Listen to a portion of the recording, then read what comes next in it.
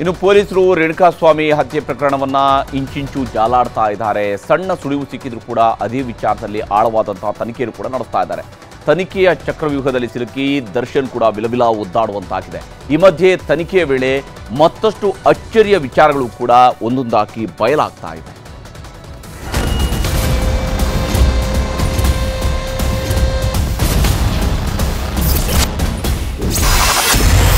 ತನಿಖೆಯ ಚಕ್ರವ್ಯೂಹದಲ್ಲಿ killing star, ಪ್ರಬಲ ಸಾಕ್ಷ್ಯಗಳ ಸುಳಿಯಲ್ಲಿ ನಟ ದರ್ಶನ್. ರೇಣುಕಾಸ್ವಾಮಿ ಕೊಲೆಯ ಕುರಿತ ಚಕ್ರವ್ಯೂಹದಲ್ಲಿ ಸಿಲುಕಿರೋ ನಟ ದರ್ಶನ್ ವಿಲವಿಲ ಒದ್ದಾಡ್ತಿದ್ದಾರೆ. ಬಂಧನಕ್ಕೊಳಗಾದ ಮೊದಲ ದಿನ ಇದ್ದ ಗತ್ತು ಗೈರತ್ತು ದರ್ಶನ್ಗೆ ಈಗಿಲ್ಲ. ಪೊಲೀಸರ ತನಿಖೆಯ ವೈಖರಿಗೆ ಅಕ್ಷರಶಃ ಹೈರಾಣಾಗಿ ಹೋಗಿದ್ದಾರೆ. ಪ್ರಕರಣಕ್ಕೆ ಸಂಬಂಧಪಟ್ಟಂತೆ ಪೊಲೀಸರು ಕಲೆ ಹಾಕಿರೋ ಸಾಕ್ಷ್ಯಗಳೇ ನಟನನ್ನ ಮತ್ತಷ್ಟು ಮಗದಷ್ಟು ಪ್ರಪಾತಕ್ಕೆ ಬೀಳಿಸೋ ಎಲ್ಲಾ ಲಕ್ಷಣಗಳು ಗೋಚರಿಸ್ತಿವೆ.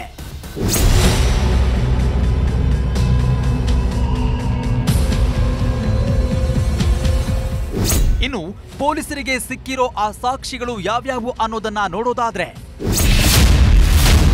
ರೇಣುಕಾಸ್ವಾಮಿ ಕೊಲೆ ನಡೆದ ಪಟ್ಟಣಗೆರೆ ಶೆಡ್ನಲ್ಲಿ 6 ಜನರ ಸಿಡಿಆರ್ ಹೊಂದಾಣಿಕೆಯಾಗಿದೆ. ಎಲ್ಲರೂ ಒಂದೇ ಸ್ಥಳದಲ್ಲಿದ್ದಕ್ಕೆ ಪುರಾವೆ ಸಿಕ್ಕಿದೆ. ಅಲ್ಲದೆ ಕೃತ್ಯಕ್ಕೂ ಮುನ್ನ ಹಾಗೂ ಕೃತ್ಯದ ನಂತರ ದರ್ಶನ್ ಜೊತೆ ಚರ್ಚೆ ಮಾಡಿರೋದ್ರ ಕಾಲ್ ಡೀಟೇಲ್ಸ್ ಪತ್ತೆಯಾಗಿದೆ. ಅಲ್ಲದೆ ಶವವನ್ನ ಸುಮನಹಳ್ಳಿಯ ಬಳಿ ರಾಜಕಾಲುವೆಗೆ ಎಸ್ತ ನಂತರ ತಾವೇ ಕೊಲೆ ಮಾಡಿದ್ದಾಗಿ ಮೂವರು ತಪ್ಪೊಪ್ಪಿಗೆ ಮಾಡಿಕೊಂಡಿದ್ದು, ಇವರು ದರ್ಶನ್ ಜೊತೆ ಸಂಪರ್ಕದಲ್ಲಿದ್ದಕ್ಕೆ ಸಿಡಿಆರ್ ಸಾಕ್ಷ್ಯವಿದೆ. ಇನ್ನು ಮೃತದೇಹ ಬಿಸಾಡಲು 30 ಲಕ್ಷಕ್ಕೆ ಡೀಲ್ ನಡೆದಿದ್ದು, ಇದಕ್ಕೆ ಸಂಬಂಧಪಟ್ಟಂತ ಹಣ ಕೂಡ ರಿಕವರಿಯಾಗಿದೆ. ಇನ್ನು ರೇಣುಕಾಸ್ವಾಮಿಯನ್ನ ಕಿಡ್ನಾಪ್ ಮಾಡಿದ್ದ ಆರೋಪಿಗಳು ಪೊಲೀಸರೆದುರು ಶರಣಾಗಿ ದರ್ಶನ್ ಕೃತ್ಯದ ಬಗ್ಗೆ ಎಲ್ಲಾ ಮಾಹಿತಿ ನೀಡಿದ್ದಾರೆ. ಇನ್ನು ರೇಣುಕಾ ಕಿಡ್ನಾಪ್ ಬಗ್ಗೆ ಸಿಸಿಟಿವಿಗಳ ಸಾಕ್ಷ್ಯಗಳು ಪತ್ತೆಯಾಗಿದ್ದು, ಕೇಸ್ ಮತ್ತಷ್ಟು ಸ್ಟ್ರಾಂಗ್ ಆಗಿದೆ.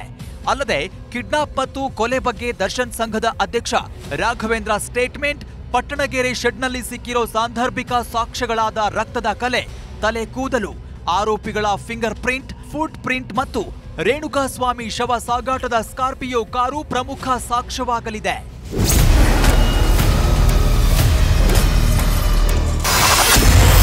ಸ್ಕಾರ್ಪಿಯೋ ಕಾರಿನ ಮೇಲಿದ್ದ ಗುರುತು ನಾಶ, ಶವ ಸಾಗಿಸಿದ ಮೇಲೆ ಸ್ಟಿಕ್ಕರ್ ತೆಗೆಸಿದ್ದ ಆರೋಪಿಗಳು. ಇನ್ನು ಪ್ರತಿ ಹಂತದಲ್ಲೂ ತಮ್ಮ ಕ್ರಿಮಿನಲ್ ಐಡಿಯಾ ಬಳಸಿದ ಆರೋಪಿಗಳು ಶವ ಸಾಗಿಸಿದ ಸ್ಕಾರ್ಪಿಯೋ ಕಾರನ್ನ ಮರೆಮಾಚಲು ಯತ್ನಿಸಿರುವ ಮಾಹಿತಿ ಬೆಳಕಿಗೆ ಬಂದಿದೆ. ಮೊದಲು ಕಾರಿನ ಮೇಲೆ ಡಿ ಬಾಸ್ ಅನ್ನೋ ಬರಹ, ಕ್ರಾಂತಿ ಸಿನಿಮಾದ ಸ್ಟಿಕ್ಕರ್ ಇತ್ತು. ಈ ಬಗ್ಗೆ ಸಂಚಾರಿ ಪೊಲೀಸರ ಟ್ರಾಫಿಕ್ ವೈಲೇಷನ್ ನಲ್ಲಿ ಕಾರಿನ ಫೋಟೋ ಸೆರೆಯಾಗಿತ್ತು. ಆದರೆ ಕೃತ್ಯದ ಬಳಿಕ ಬರಹ ಹಾಗೂ ಪೋಸ್ಟರ್ ಎರಡನ್ನೂ ರಿಮೂವ್ ಮಾಡಲಾಗಿದೆ.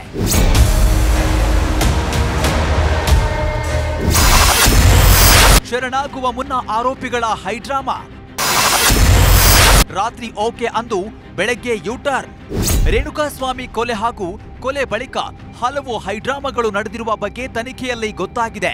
ಕೊಲೆ ಬಳಿಕ ಪೊಲೀಸರಿಗೆ ಶರಣಾಗುವಂತೆ ಕಾರ್ತಿಕ್, ಕೇಶವ್, ನಿಖಿಲ್ ನಾಯ್ಕ್ಗೆ 30 ಲಕ್ಷ ರೂಪಾಯಿಗೆ ಡೀಲ್ ಮಾಡಲಾಗಿತ್ತು. ಆದ್ರೂ ಕೂಡ ರಾತ್ರಿ ಶರಣಾಗ್ತೀನಿ ಅಂದವರು ಬೆಳಗ್ಗೆ ಉಲ್ಟಾ ಹೊಡೆದಿದ್ರಂತೆ. ಕೂಡಲೇ ಆರೋಪಿಗಳನ್ನ ಮೈಸೂರಿಗೆ ಕರೆದೊಯ್ದಿದ್ದ ಪ್ರದೋಷ್ ಮೈಸೂರಿನಲ್ಲಿದ್ದ 2ನೇ ಬಾರಿ ದರ್ಶನ್ ಭೇಟಿಯಾಗಿ ವಾಪಸ್ ಬಂದ ಬಳಿಕ ಶರಣಾಗಿದ್ದಾರೆ. ದರ್ಶನ್ ಕೊಟ್ಟ ಭರವಸೆಯಂತೆ ಸರೆಂಡರ್ ಆಗಿದ್ದಾರೆ ಅನ್ನೋ ಮಾಹಿತಿ ಹೊರಬಿದ್ದಿದೆ. ಚಿತ್ರದುರ್ಗದಿಂದ ರೇಣುಕಾಸ್ವಾಮಿಯನ್ನ ಪಟ್ಟಣಗೆರೆ ಶೆಡ್ಗೆ ಕರೆಸಿದ್ದು ಪವಿತ್ರಾಗೆ ಗೊತ್ತೇ ಇರಲಿಲ್ಲ. ಸ್ವಲ್ಪ ಕೆಲಸ ಇದೆ ಬಾ ಎಂದು ಪವಿತ್ರರನ್ನ ಕರೆದೊಯ್ದಿದ್ದ ದರ್ಶನ್ ಎಲ್ಲಿಗೆ ಎಂದು ಕೇಳಿದಾಗ ಸರ್ಪ್ರೈಸ್ ಇದೆ ಎಂದಿದ್ದ ದರ್ಶನ್. ಶೆಡ್ ಒಳಗೆ ಪವಿತ್ರ ಗೌಡ ಕರೆದೊಯ್ದಿದ್ದ ನಟ ದರ್ಶನ್ ಶೆಡ್ ಒಳಗೆ ಹೋಗೋ ತನಕ ಪವಿತ್ರಾಗೆ ಗೊತ್ತಿರಲಿಲ್ಲ. ಶೆಡ್ ಒಳಗೆ ಹೋದಾಗ ಅಲ್ಲೇ ಇದ್ದ ರೇಣುಕಾಸ್ವಾಮಿ. ಇವನೇ ನಿನಗೆ ಮೆಸೇಜ್ ಮಾಡಿದ್ದು ಎಂದು ತೋರಿಸಿದ ದರ್ಶನ್. ಆಗ ಕೋಪಗೊಂಡ ಪವಿತ್ರ ಗೌಡ ಬೈದು ಒಂದೆರಡು ಏಟು ಹೊಡೆದಿದ್ರು.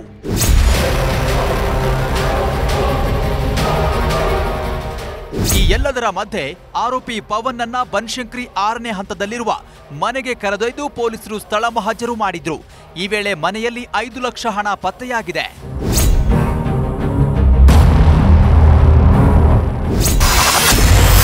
ರೇಣುಕಾಸ್ವಾಮಿ ಕೊಲೆ ಕೇಸ್ನಲ್ಲಿ ಪಿಎಸ್ಐಗೆ ಸಂಕಷ್ಟ. ಇನ್ನು ರೇಣುಕಾಸ್ವಾಮಿ ಕೊಲೆ ಬಳಿಕ ಪ್ರಭಾವಿ ರಾಜಕಾರಣಿ ಸಂಬಂಧಿಯಾಗಿರುವ ಹಾಗೂ 13ನೇ ಆರೋಪಿ ದೀಪಕ್ ಜೊತೆ ಮಾತನಾಡಿದ್ದ ಪಿಎಸ್ಐಗೆ ಸಂಕಷ್ಟ ಎದುರಾಗಿದೆ. ಮೃತದೇಹ ಸಾಗಿಸಲು ಹಾಗೂ ಕಾಲುವೆಯಲ್ಲಿ ಶವ ಬಿಸಾಡಲು ಪಿಎಸ್ಐ ಸಲಹೆ ನೀಡಿದ್ರಂತೆ.